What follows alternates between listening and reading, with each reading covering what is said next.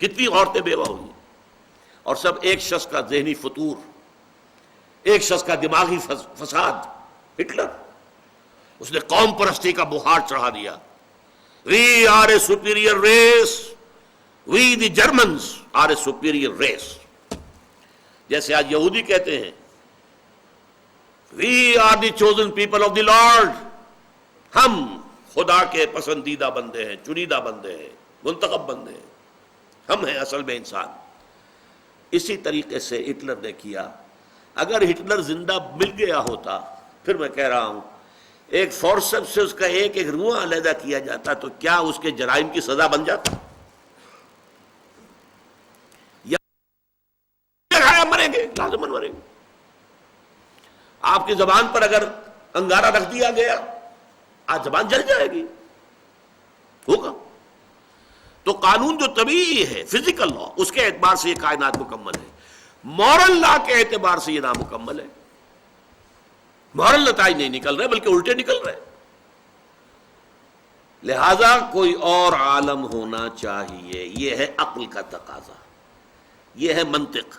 لیکن جیسا کہ میں نے عرض کیا، ایمان باللہ صرف فطرت کی بنیاد پر ہے، اس میں کسی منطق کو کوئی دخل نہیں۔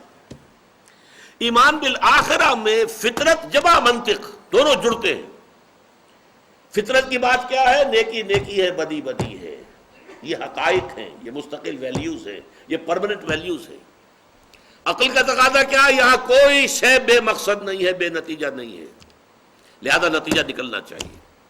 نیکی کا بھلا نتیجہ، بدی کی بری سزا، جو ہم دیکھتے نہیں ملتی۔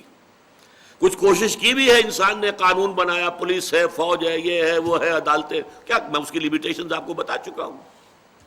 ایک بوڑھے آدمی نے ٹریگر ہی دبانا تھا نا صرف، اور کیا کرنا تھا؟ ٹریگر دبایا، مار دیا جوان آدمی کو۔ اب اس بوڑھے کو آپ پھانسی بھی دے دیں تو کیا اس کے جرم کی سزا مل گئی؟ اس کو اس کے جرم کی ہم وزن سزا نہیں ملی۔ اور دنیا میں جو خیر کے علم بردار رہے، نیکی کے علم بردار رہے، جنہوں نے اپنی زندگیاں وقف کی، میں نے تو حضور کی سب سے اونچی مثال دے دی۔ مولانا خواجہ معین الدین اجمیری کی بات کیجئے، 90,000 ہندو ان کے ہاتھ پر ایمان لایا، 90,000۔ ان کی نیکی کا کون صلہ انہیں دے سکتا ہے؟ وہ صلہ تو ان اجری الا علی اللہ، میرا اجر تو اللہ کے ذمہ ہے، اللہ دے گا۔ یہاں پر کیا اجر ملے گا اس کا؟ سوکھی روٹیاں کھاتے رہے۔ بابا فرید گنج شکر رحمت اللہ علیہ پانی میں نمک ڈال کر اسے روٹی کھاتے رہے۔ آج ان کے گدی نشین عیش کر رہے ہیں، وہ تو دوسری بات ہے، وہ تو نظام ہی اور بدل گیا۔ خود ان کا معاملہ کیا تھا؟ انہوں نے دنیا سے کیا لیا اور دنیا نے انہیں کیا دیا، جبکہ انہوں نے دنیا کو کیا کچھ نہیں دیا۔ بھلائی دی، نیکی دی، خیر کا راستہ دکھایا، ایمان اور اسلام کے راستے کی دعوت دی۔ تو معلوم ہوا کہ دوسرا عالم ہونا چاہیے جس میں سزا ملے اور جس میں جزا بھی ملے، جزا و سزا کے دن کا مالک۔ جیسے سورہ فاتحہ میں ہم پڑھ چکے ہیں، الحمدللہ رب العالمین الرحمن الرحیم مالک یوم الدین۔ تمام ثنا کل شکر اس اللہ کے لیے ہے جو تمام جہانوں کا مالک اور پروردگار ہے، رحمان ہے اور رحیم ہے، اور جزا و سزا کے دن کا مختار مطلق ہے۔ وہ اللہ جس کے ذمن میں بہترین وہ ہے جو حضور نے خطبہ دیا تھا شروع میں، بالکل آغاز میں، بنو ہاشم کو جمع کر کے، ان الرائد لا یکذب اہلہ۔ دیکھو، کسی قافلے کا رہنما کبھی قافلے کو دھوکہ نہیں دیا کرتا۔ واللہ لا کذبت الناس جميعا ما کذبتکم ولو غررت الناس جميعا ما غررتکم۔ خدا کی قسم اگر میں تمام انسانوں سے جھوٹ بول سکتا، تم سے پھر بھی نہ بولتا، اس لیے کہ تم تو میرے کن کن ہو، میرے رشتہ دار ہو، اور اگر پوری دنیا کو دھوکہ دے سکتا تب بھی تمہیں کبھی نہ دیتا۔ اس تمہید کے بعد فرمایا واللہ الذی لا الہ الا ہو، اس اللہ کی قسم جس کے سوا کوئی الہ نہیں، انی لرسول اللہ الیکم خاصۃ وإلی الناس کافۃ، میں اللہ کا رسول ہوں تمہاری طرف خاص طور پر اور تمام نوع انسانی کی طرف عام طور پر۔ اور اس کے بعد معاد کا تذکرہ، ساری بات معاد پر، واللہ لتموتن کما تنامون، خدا کی قسم ایک روز تم پر موت طاری ہو جائے گی جیسے کہ روزانہ رات کو سو جاتے ہو. ثم لتبعثن کما تستيقظون، پھر تمہیں اٹھا لیا جائے گا ایک دن جیسے کہ روزانہ صبح کو بیدار ہو جاتے ہو. ثم لتحسبن بما تعملون، پھر تمہارا محاسبہ ہوگا، حساب کتاب ہوگا جو عمل تم کر رہے ہو اس وقت. ثم لتجزون بالاحسان احسانا وبالسوء سوءا، پھر لازماً بدلہ مل کر رہے گا، بھلائی کا بھلا برائی کا برا. وَإِنَّهَا لَجَنَّةٌ أَبَدًا أَوْ لَنَارٌ أَبَدًا، اور وہ بدلہ کیا ہے؟ یا جنت ہے ہمیشہ ہمیش کے لیے، اور یا پھر آگ ہے ہمیشہ ہمیش کے لیے. اس آگ سے بچنے کے لیے اب یہاں دعا آئی، سبحانک فقنا عذاب النار، پروردگار ہمیں اس آگ کے عذاب سے بچائیے. ربنا انک من تدخل النار فقد اخزیتہ، پروردگار جسے تو نے آگ میں داخل کر دیا اسے تو ذلیل کر دیا اور رسوا کر دیا. ربنا لا تجعلنا منہم، اللہم ربنا لا تجعلنا منہم، اللہ ہمیں بچائے اس سے کہ ہم ان میں شامل ہوں. تو اے پروردگار سبحانک، تو پاک ہے اس سے، فقنا عذاب النار، ربنا انک من تدخل النار فقد اخزیتہ، جسے بھی تو نے آگ میں داخل کر دیا اسے تو رسوا کر دیا. وما للظالمین من انصار، اور ظالموں کے لیے کوئی مددگار نہیں ہوگا. یہاں تک دوسری بحث مکمل ہو گئی. معاد.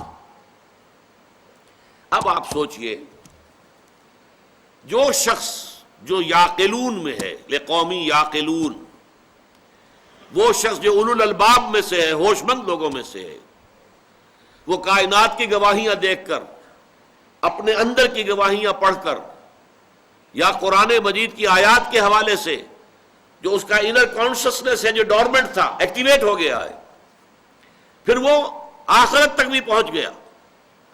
اس لیے کہ تفکر اور تذکر ساتھ ساتھ چلے. یہ بات رہ گئی، ذرا میں واضح کر دوں. میں نے کہا تھا یہ قرآن مجید کا خوبصورت ترین مقام ہے جہاں فکر اور ذکر دونوں کو جمع کیا گیا.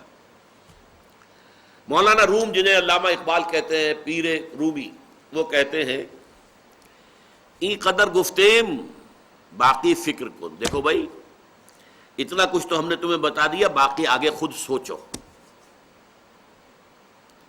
فکر اگر جامد بود رو ذکر کن، اگر کہیں جا کر فکر رک جائے، آگے نہیں بڑھ رہا، گتھی نہیں سلجھ رہی، تو جاؤ پھر ذکر کرو، ذکر کرو. ذکر آرد فکر را در اعتزاز، یہ ذکر جو ہے اس فکر کے اندر حرکت پیدا کرتا ہے. یہ ہے ذکر اور فکر کا اختلاط. ذکر آرد فکر را در اعتزاز، حرکت، نمو. ذکر را خورشید افسردہ ساز، جس طرح پوری زمین کے اوپر افسردگی ہوتی ہے، سورج آتا ہے تو چہل پہل شروع ہو جاتی ہے، ایسے ہی فکر جو ہے صحیح رخ پر بڑھتا ہے جب ذکر ساتھ ہو. میں عرض کر رہا تھا کہ یہ دونوں گاڑی کے پہیے ہمارے معاشرے میں علیحدہ ہو چکے ہیں، بہت طویل عرصے سے علیحدہ. مفکرین جو کہلاتے ہیں وہ ذکر کی لذت سے بالکل محروم، اور ذاکرین ان کا فکر کی وادی میں قدم ہی نہیں. لیکن جو یہ مرید ہندی ہے، اس نے جس قدر شاندار الفاظ میں یہ مضمون ادا کیا ہے اقبال نے، جزب قرآن زیغمی روباہی است. دیکھو لوگو، قرآن کے بغیر اگر تم شیر بھی ہو تب بھی لومڑی ہو، کچھ نہیں ہو. فقر قرآن اصل شاہنشاہی است. فقر قرآن، سلوک قرآنی، ایک وہ سلوک ہے جو ہمارے ہاں خانقاہی سلوک ہے، ایک فقر قرآن، سلوک قرآنی، اصل شاہنشاہی است، اصل بادشاہی تو وہ ہے. فقر قرآن اختلاط ذکر و فکر. قرآن کا اسلوب جو ہے، قرآن کا سلوک جو ہے، قرآن کا تصوف جو ہے، وہ ذکر اور فکر کے جمع ہونے سے وجود میں آتا ہے. فقر قرآن اختلاط ذکر و فکر.